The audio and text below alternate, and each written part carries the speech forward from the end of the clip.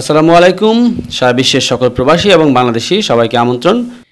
আজ 24শে জুন 2025 তারিখে প্রবাসী কল্যাণ ব্যাংকের এপিএ এর অংশ হিসেবে ই-গভর্নেন্স ও উদ্ভাবন পরিকল্পনা 2024-25 এর আওতায় ব্যাংকের প্রশিক্ষণ ইনস্টিটিউটে অভিবাসী ঋণের ডিজিটালাইজড আবেদন পদ্ধতি ও নিষ্পত্তি প্রক্রিয়ার পাইলটিং শীর্ষক তৃতীয় কর্মশালার আয়োজন করা হয়।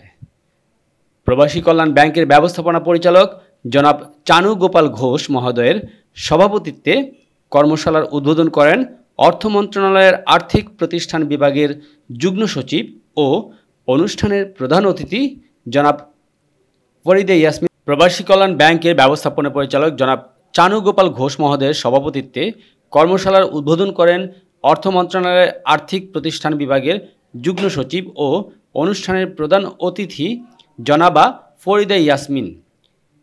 বিশেষ অতিথি হিসেবে উপস্থিত ছিলেন প্রবাসী কল্যাণ ব্যাংকের উপব্যবস্থাপনা পরিচালক জনাব মোহাম্মদ জাহাঙ্গীর হোসেন এবং এটিআই প্রোগ্রামের কনসালটেন্ট জনাব মোহাম্মদ আব্দুর রহিম বিপিএ।